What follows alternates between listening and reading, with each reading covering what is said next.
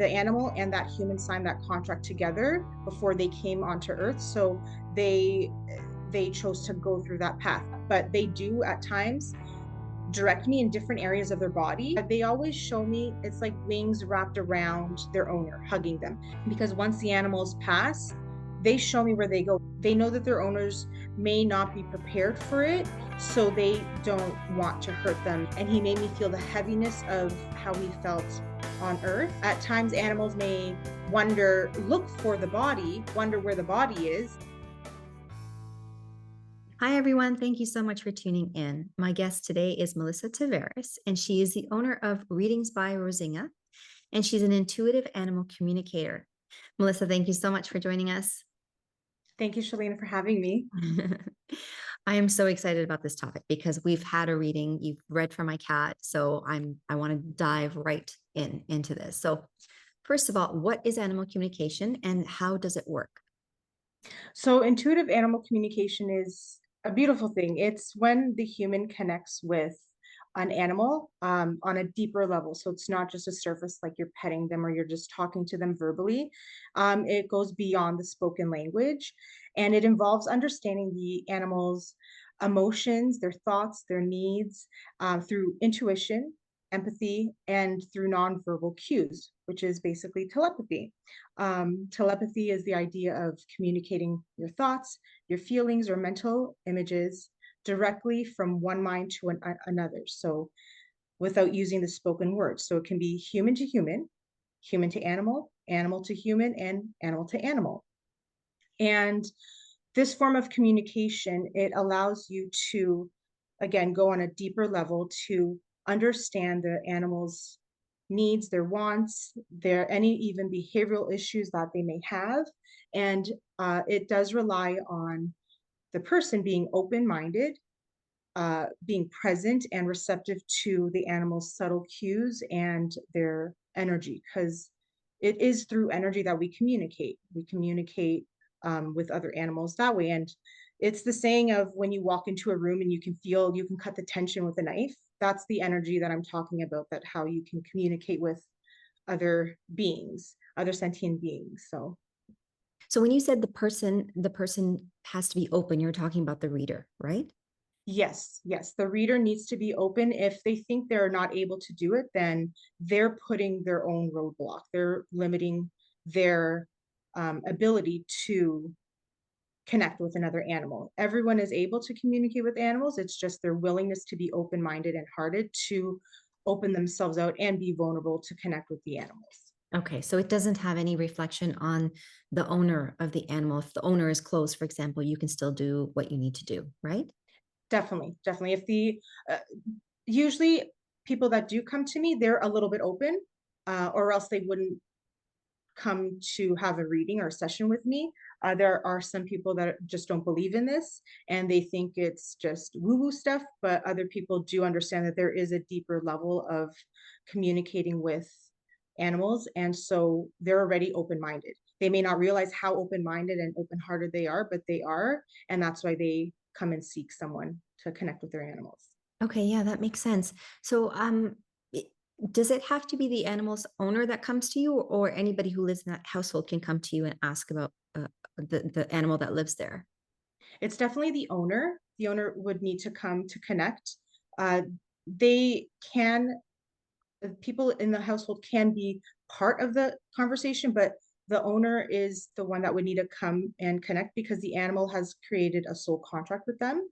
Of course, in a household, the animal has created a soul contract with each human in the home. So basically, whoever has initiated the let's have a conversation with this animal, let's find animal communicator, they are also the owner as well. So if it's someone outside of the home, like a family member or a friend that wants to connect with that animal, it won't work just because it's it's harder. It's farther away of the connection of the human animal if it's a friend.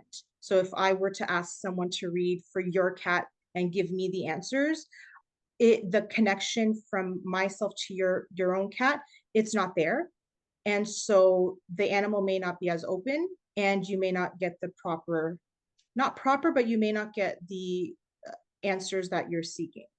And so it definitely has to be the owner of the animals, or at least within the home, that they have a connection with the animal. Okay, yeah, that makes sense. So that just brings me to another thought because ever since I got my cat, and I never even really wanted a cat, it just all happened. I never was a cat person, but I freaking love this guy. I love him so much, even though he can be like a turd, But so all I end up watching on Instagram or YouTube when I'm on there is like more and more cat videos, and then more and more animal videos come. So, and I'm seeing a lot of, rescues. And I thought, well, I wonder if we knew that a cat or any animal needed help, would we be able to come to you? They may be owned by somebody, and maybe they're, I have this feeling that they are being abused or neglected, or it could be a random cat, that I see on the street. So what would happen in that instance then? So if it is another owner, it's again a little bit tricky just because that animal, even if it's being abused, this has taken some time for me to accept, and it's still a little bit hard. If the animal is being abused, they chose to be in that situation, and they're teaching everyone that is witnessing that lesson. So if you saw it, then you're being learned taught a lesson of like, okay, I don't like that. That doesn't make me feel good. So now I want to go and rescue. So it's like they checked off that little list, that check the list that they created, and how they're helping others around them. And to the specific owner that is abusing in what in any way, um, they may not realize the lesson at that moment, so they may need to come back in a different life and then redo the lessons, or another animal may come into their life to redo the lesson, but um the animals have chosen to be in that life with that owner, and it could be to the point of where they're going to be rescued, or they cross over. But that's the journey of that animal in regards to, can I connect with them? It's a bit tricky because again, they've signed, the animal and that human signed that contract together before they came onto earth, so they chose to go through that path. But if the animal does is rescued, so if you saw a cat on the street, and if you're able to take a really good picture of their face, because it really helps the animal communicator if they have a picture, if there's no name attached to that, energetic name attached to that animal, you can take a picture, and at times you're able to connect that way if you see a random cat on the street. But if it's a shelter animal, you definitely can have a conversation with that animal to say, hey, are you like destined, or are you wanting to be adopted by so and so? Animals are very particular because they have free will just like humans, so at times they may say, they may not tell me anything, and it's through that person that is seeking to see if, okay, am I really connected? So animals are also teaching people to trust their intuition, and at times they will answer, and they'll be like, yeah, there is a soul contract here, so this owner will adopt me. So it's a tricky, it's a little tricky waters to like maneuver, but you definitely, if you feel intuitive with it, the more intuition, the more connection you feel from your heart with this other animal, especially if they're rescue animals, you are able to have a reading with them. Lovely. Oh, thank goodness. Okay, that gives me some hope. It's not really any different from other people who are in abusive relationships who've come into a contract with that abuser, right? Until that pattern is broken. That totally makes sense. And just for the people who are watching, when I said that I didn't really like cats and I didn't want a cat, then they're going to be like, well, why did you get a cat? My daughter got the cat. I let her get the cat because I wanted her to, it was supposed to help her with her anxiety. So but I fell in love with the guy. So it's not like I got a cat that I didn't want, it was for my daughter, but it was like love at first sight with this guy. How do you receive the messages from the animals? Like, what do you see? I know Before, you said that it's telepathic, but like, can you go a little bit more in detail? Definitely. But before I go into that, I would love to answer that little question of like that you said you didn't want the cat. At times people think that they're adopting or they're rescuing an animal, but really it's the animal has already been sent, has been telepathically sending you messages saying, okay, you're going to be rescuing me, like putting those little drops into your mind where humans feel that they think that, oh, they made the first decision, but really it was the animal already dropping and sending telepathic messages. And then you finally, like, that little window opens, you're like, oh, I think I like this cat, or I think, okay, I'll get this cat. And then you're just like, I'm a cat lover. Okay, that works. So a lot of times people are like, well, I usually when people adopt animals, cats or dogs, are like, I don't want it. And the animal is drawn to that person, and then that person falls in love with that animal. And basically that's the same thing. It's they're just pretty much telepathically connecting with that the people that don't want them, to show that, okay, in time, like, you're going to pass that bridge, or that window will open, you'll be like, okay, I'm connected to them. So they're really actually initiating all of this. Even when you reach out to talk to an animal communicator, they've initiated it, but the human can't see it yet. But they then, of course, the humans are like, well, it was my choice, my decision, but really it was the animal's choice. So I Yeah. wanted to add that in there. Sorry. Yeah. Yeah, no, no, don't be sorry. I'm so glad you said that because you actually brought tears to my eyes because I don't know what it is about this guy. I I don't know. But even when we went to see the cat, I told my daughter, I said, look, this is the first time you've seen this cat. There are other cats out there. I said, look, we've got this person or that person we can go and see. Even if we have to drive out, far to get it, you can't just take the first cat that, you want. But I saw the picture of her and this cat and I'm like, oh, I'm screwed. So I ended up, I told her to buy a little, those animal carriers. And she's like, why? I'm like, I don't know. Just take it just in case. You never know, right? And then she just looked at me kind of weird, right? So yeah, as soon as the woman opened the door and I saw this little guy, I'm like, I'm taking him home. He's my cat. Well, don't tell Maya that I said he's my cat, but like he really is though. I love him. I love him so much. And in our reading, when you told me that he had been with us before and he was just so happy to see us, like, and I think this whole contract between us honestly was to open my heart, not just to cats, but to animals in general. I really feel like it's really weird, but I feel like since getting him, my heart has opened so much more than before.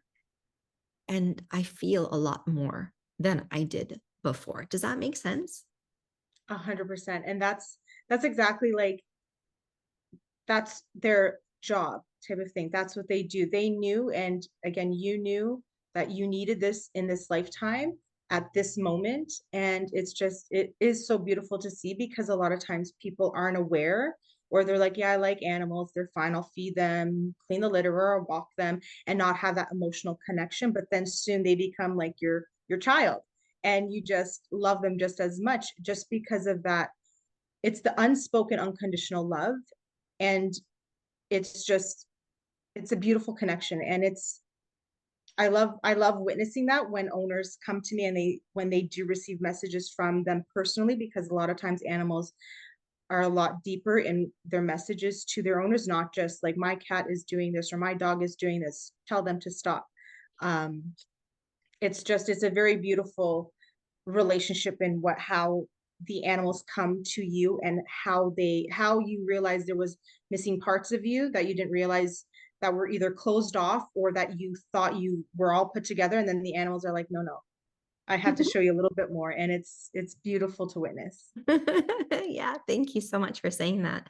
It validates a lot. Okay, so back to how do you receive the messages from the animals? Yeah, so there's a few ways that you can receive messages. They're called the clairsenses, which are psychic abilities.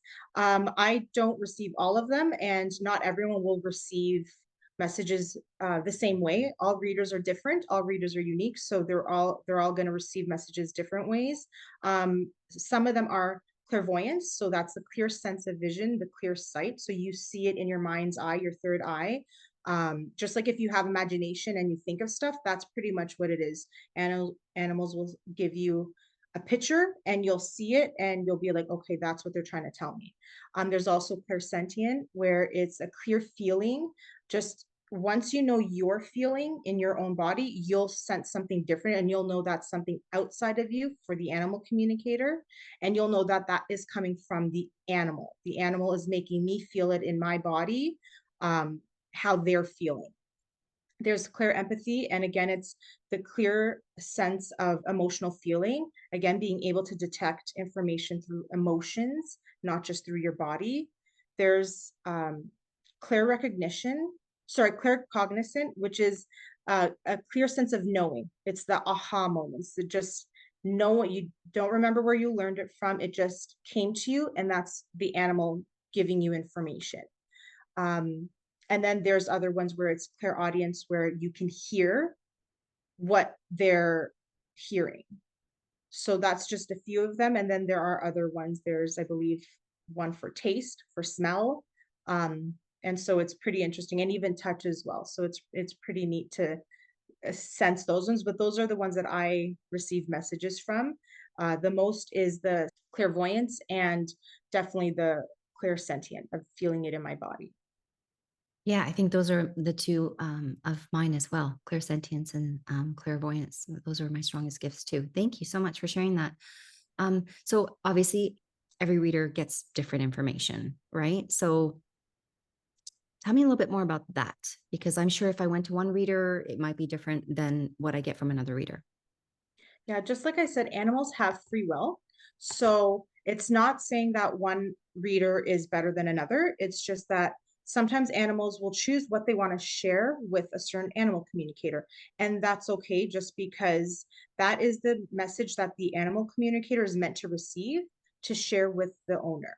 Um, Someone can go to three different animal communicators in a row, like one day after the next, and receive different messages. It's not saying that one animal communicator is wrong. It's just that the animal wanted to share something different for each animal. I don't recommend it because it is overwhelming. When you do have an animal communication reading, it is a healing experience as well, because the messages that you receive are not surface level. They go deep. The animals know you for you. They see you at your core. They see the good, the bad, and the ugly, and they love you for it. And so they will share that with the animal communicator. Animal communicators are, they hold space for the people that are coming. They're not going to judge you because we are just their voice. We are just the animals' voices. We are not here to judge and say, oh, you should do this or that. And so we share the messages that the animals want to share with their person. And again, like I said, each animal communicator may receive a different information. You won't know until you go and see like one month, and then 3 months later you ask the same questions. Things may have changed, or you just receive different messages from a different animal communicator. No one's wrong. It's just, again, we all receive different messages. And I do believe, for me personally, is that I personally receive messages that I need for myself, and I get little aha moments for myself in my life with this animal. So I had a mini soul contract with this animal to read for them to their person. So Mm. Yeah, no, that totally makes sense because when I'm doing oracle readings for somebody else, it's a lot of the messages are for me as well. So you always attract the type of clients that have similar issues, right? To you. Okay, makes sense. So, what types of questions can be asked? I know when I had my reading with you, I was asking, how did Nix, his name is Nix, how did he know us from a past life? And then his eating habits had changed. So I was asking about that. And, I know you don't really give medical information, but yeah, can you expand a little bit on that? of course, yes. So any questions? Oh, you can ask any questions. A lot of times people are like, are you happy? Do you like being here? Those are little surface levels. But if you want to get into the nitty gritty of like, why are you behaving this way? I see you're limping. Is there anything else that you want to tell me? And you can ask any question that's on your heart. Just be understanding that sometimes the animals do not want to share. You can ask them, like the animal communicator can ask them in different ways and different methods. And if the animal does not want to answer you, they won't. It means that they're not ready to share that, and that's okay. It's just being understanding and knowing that you may not get the answer that you're seeking, but you will receive the information that you are needing for that reading. It doesn't usually happen because I stick to it and I ask, but there are those moments where they're like, nope, nope, nope. Like I literally get a wall and nothing, and they're just like, I'm not answering that at this time. And that's okay. And I respect the animal. I'm not going to pry because they won't let me. It's just like talking to another human. If someone says no and they don't want to share, you have to respect that. And all my clients, they understand when I let them know that this is something that can happen. Regarding the medical, yes, I don't have anything in the medical field, and I let my clients know that, but they do at times direct me in different areas of their body, letting me know, okay, there's something happening in the abdomen. When you go to the vet, have the vet check that area. There's something happening in the ear or the mouth. The mouth, my mouth is hurting me. Have them check their dental because there may be something that the owners can't see, but maybe a doctor can, the vet can, with through x-ray or through just feeling because they know the anatomy of the animal, and if something's abnormal in their body. Um, yeah, so it's definitely just trusting the animal and trusting your having obviously a trusted vet that understands that, okay, if you have a concern and the animal is letting the animal communicator know, to having a vet that does listen to your needs as well, to know that there's something going on. And now I was wondering, can you communicate with animals that are obviously those animals that are still alive, but can you communicate with animals that are crossed over? I know from my reading, my intuitive reading with you, I got very strongly that you'd be an excellent person who could help animals either cross over or help their owners come to peace when they are crossing over. So, yeah, give me a little bit more information about that. Yes, definitely.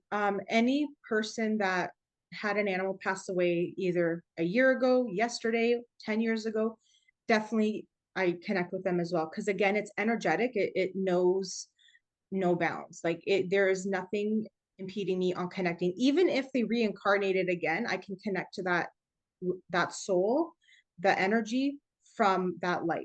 And it's always more, they come as like a wise beings because they have more just messages for the owners, not obviously like this is what you can do to change because the animal has crossed over, but they are definitely able to come through and connect with the owners that way.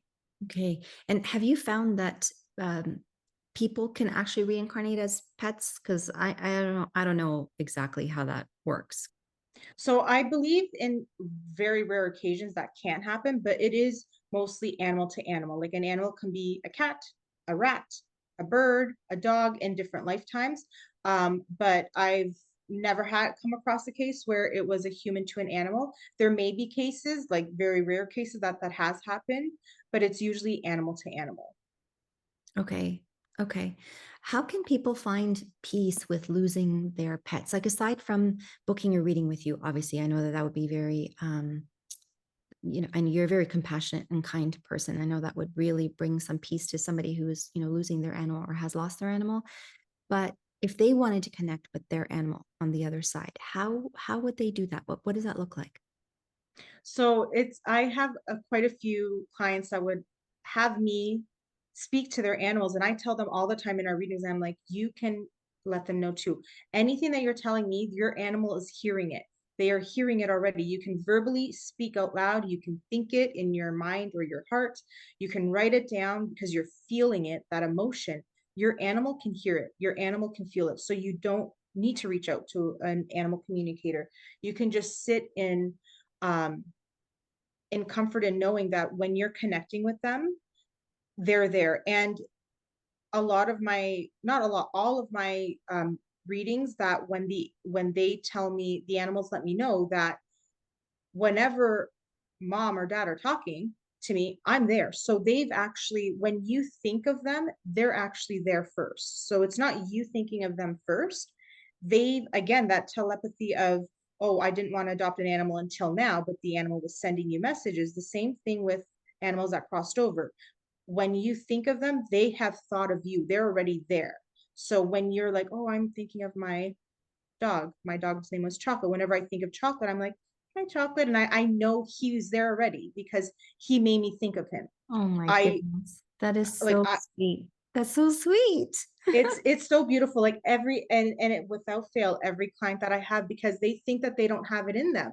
And I tell them, like, you guys do. Everyone has it, especially if you have that connection, you're already intuitive. You already know, you have that knowing in you that something's going on with your animal, whether it's if you need to put them down or if they're getting sick. Like when your animals are sick, you feel bad because you're just like, I failed them. But when they've passed, or when they've crossed over and they passed on, and you really want to talk to them and you don't know how, just know even in those moments they're there, they're pretty much there. They always show me it's like wings wrapped around their owner hugging them, especially in the times of the despair.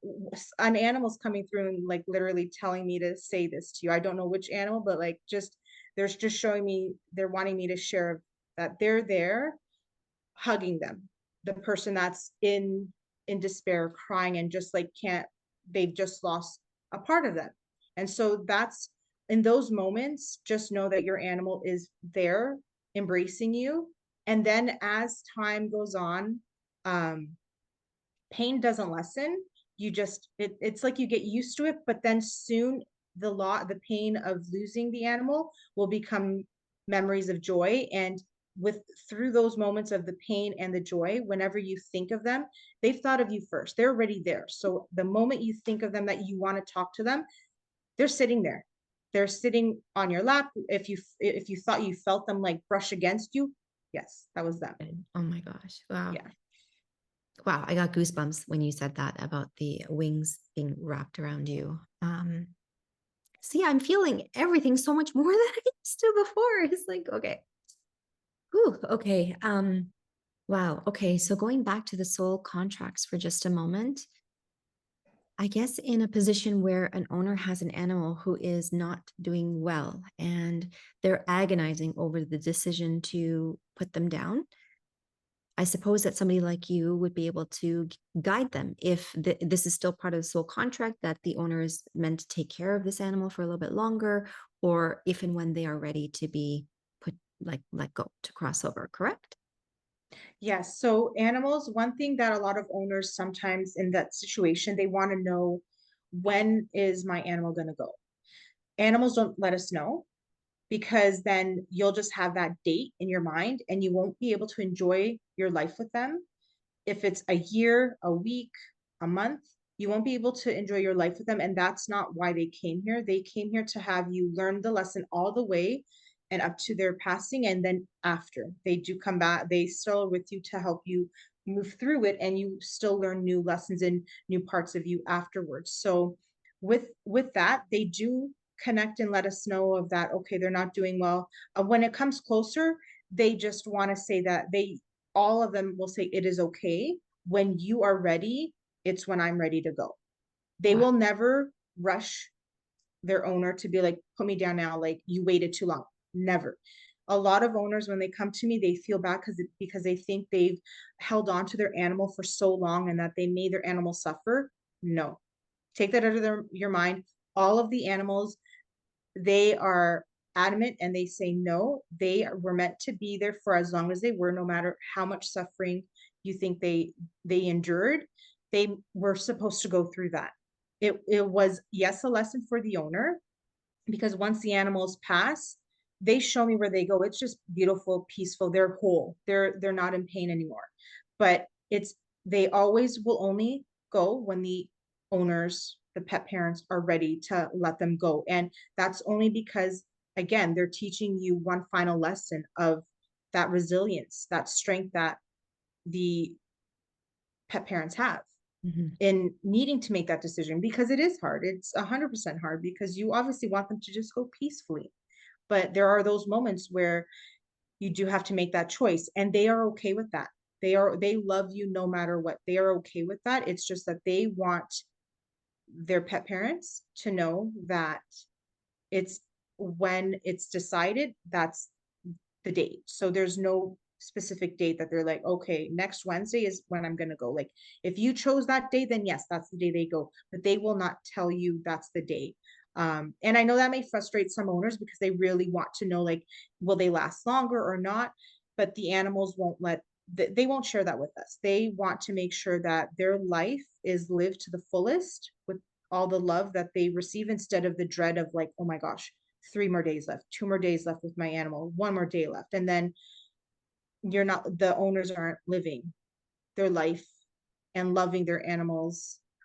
They obviously love their animals unconditionally, but then it's that sadness behind it of just knowing that the end is that specific day instead of they know the end is coming. So take every day for like, is it take every day for granted? Like, don't take every day for granted, sorry, and just like live every day like it's the last, because pretty much Absolutely. that's what they do, right? They do live their every day like their last because you don't know. So they Yeah. teach us that too. So Absolutely. I think that living in the present is absolutely key to, especially in their last few days of life, too. You want to be completely present with them and not dreading what's going to come. But at the same time, I feel like if an animal is ready to go, they might be able to communicate that with you. And I mean, isn't that part of the reason why some dogs I've heard when they're ready to go, they go away from the home and then they die on their own, which is, at first I thought, oh, okay, that's really, really strange. But can you tell me a little bit about that? Has that crossed your path? this hasn't, but I can understand that it does. At times, it may also be because they know that their owners, they know that their owners may not be prepared for it, so they don't want to hurt them even more. So they'll just go on their own and have the pet parents understand that, okay, they're gone and maybe they're still alive, maybe they're not. So they know that they don't want to hurt them in that way.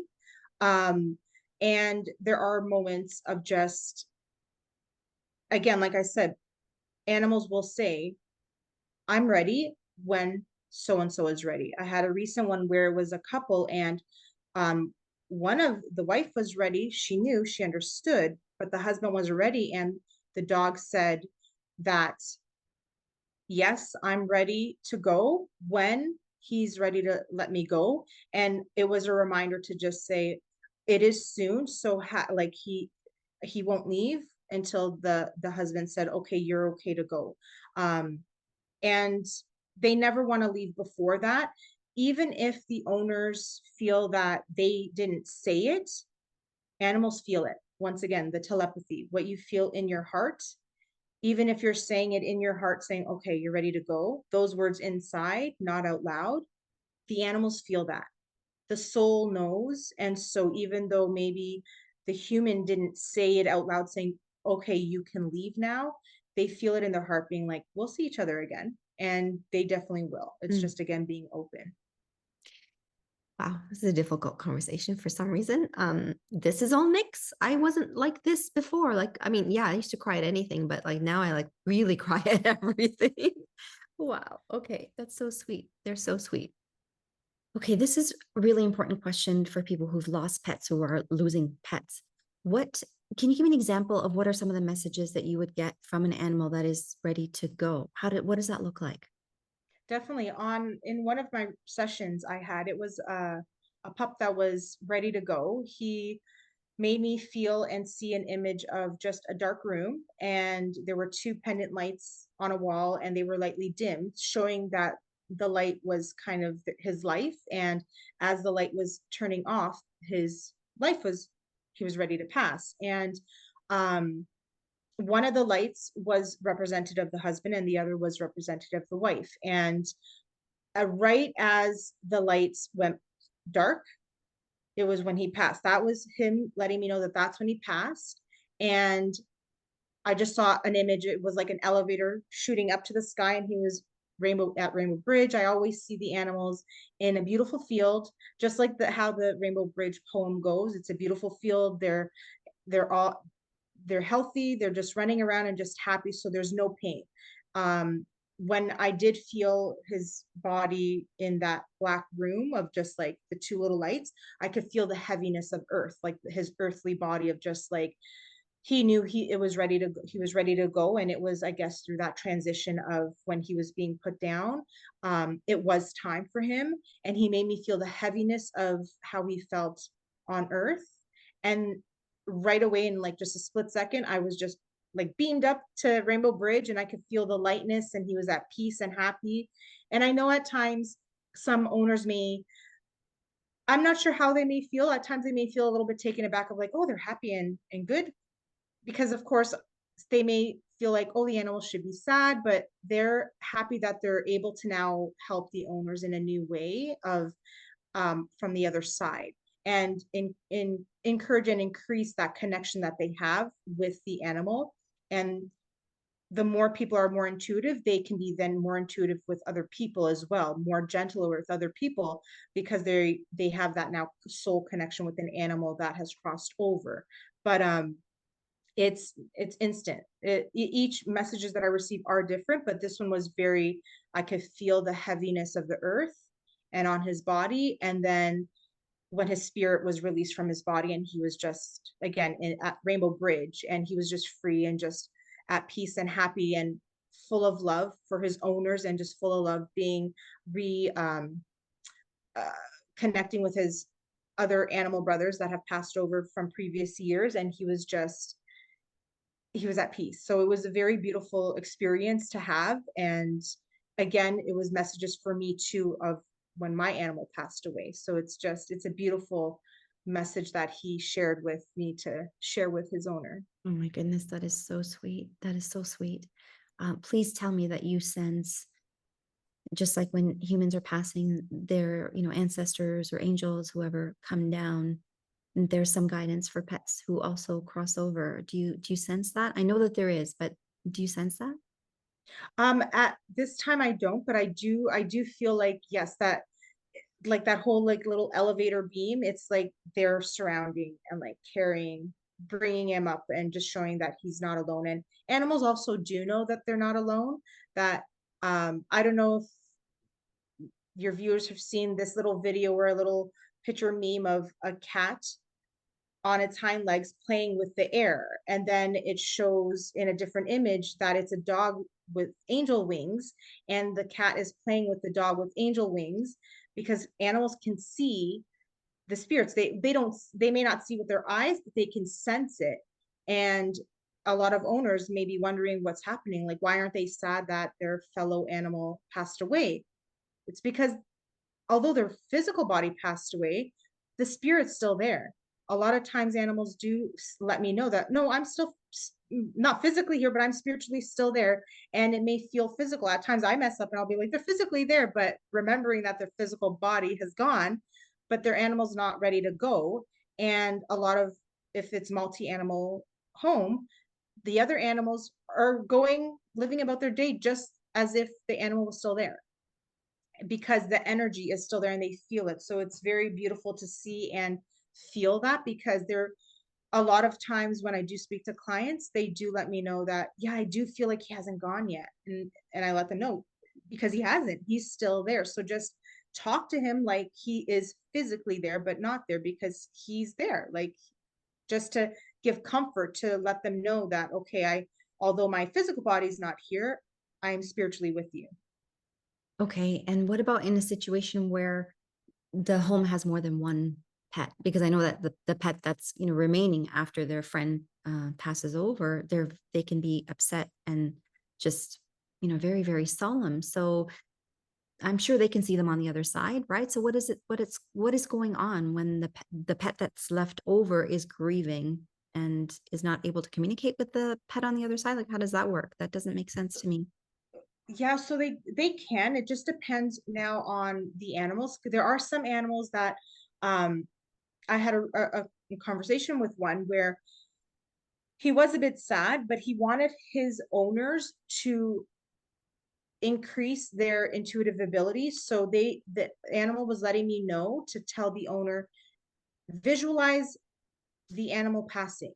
Let him know that instead of verbally saying so and so has passed away, visualize his body, because the animal passed away like at the home. So visualize the body and send it to the living animal, reminding the living animal that his physical body's not here, but he's energetically with us. Because at times animals may look for the body, wonder where the body is, because they sense the physical, they sense the spiritual energy body of the animal that has passed in the home, but is wondering where are you physically. Other times they don't care that it's not a physical body. They'll just play around by themselves, but it's really they're playing with the animal that has passed away.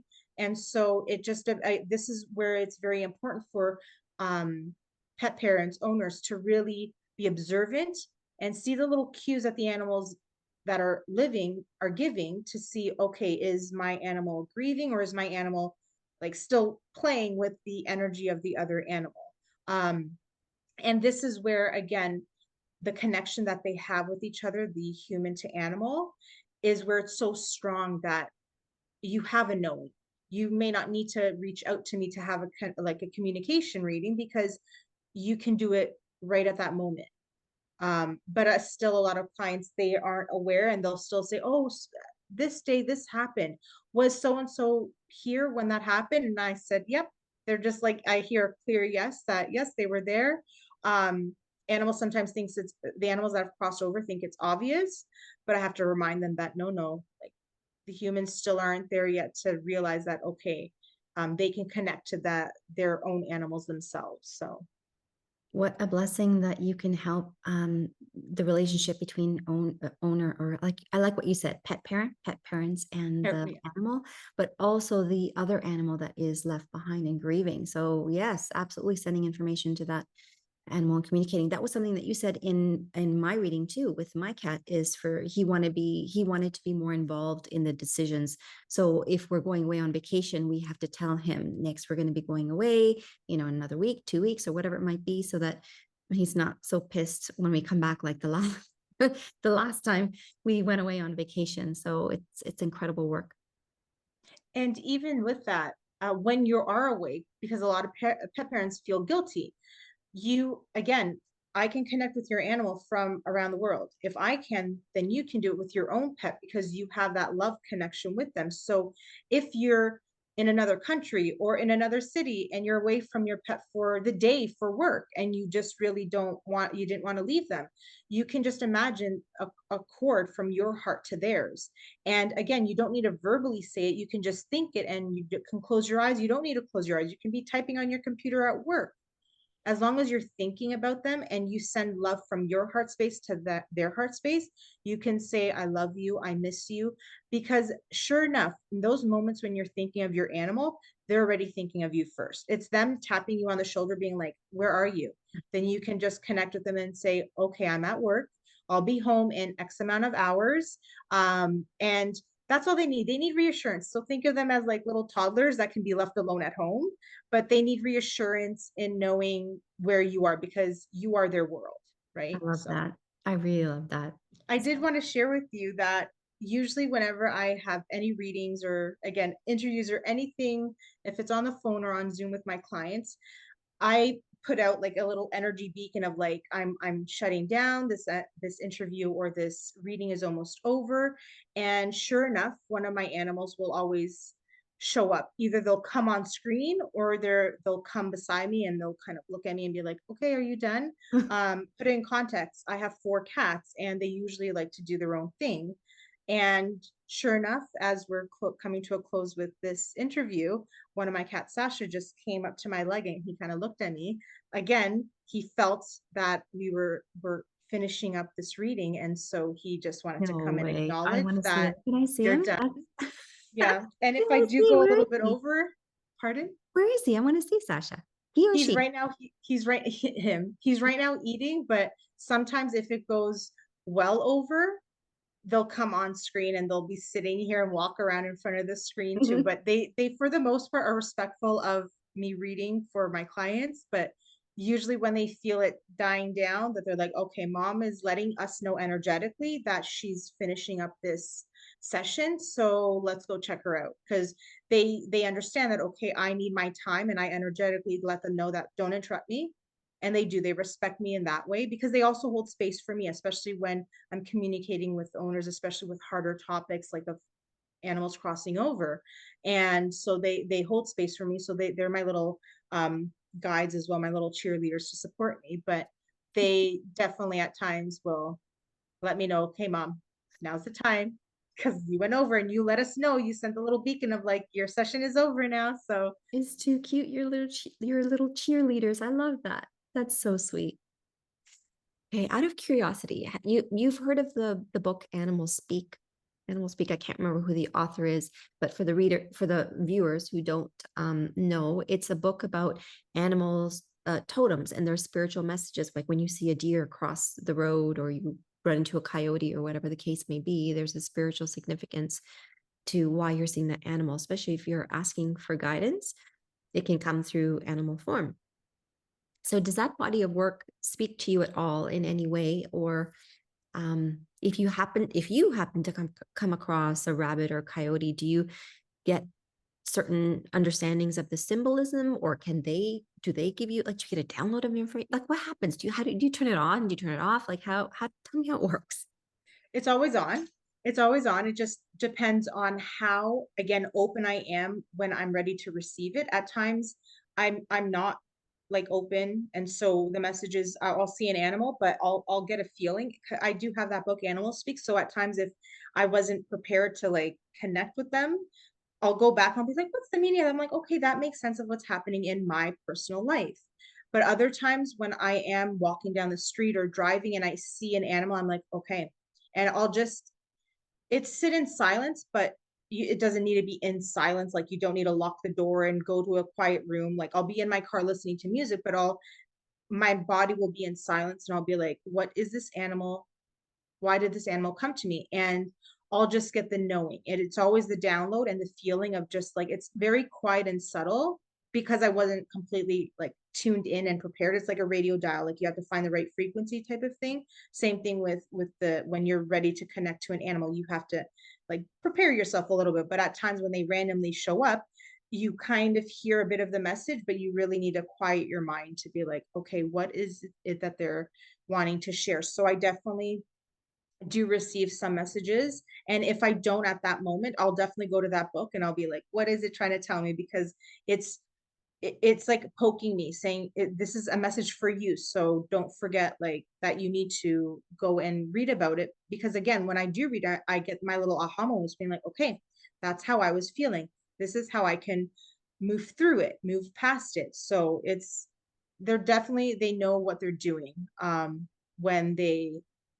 cross our paths. And especially if we're aware, it's a beautiful thing to know, okay. And again, anyone can do it again if you're open and if you're just open to receive, open hearted, you receive it and you just feel what you're feeling on the inside. It could be something that you weren't feeling before and it's a different emotion. And if you're not sure, you can definitely buy the book or go online and say spiritual meaning of dot dot dot of the animal that you saw. And then sure enough, you may resonate with what the animal has the meaning, the totem of what the animal means. So Yeah, we have so many tools. There's so many ways that the universe guides us to get information, and animals are actually so fascinating.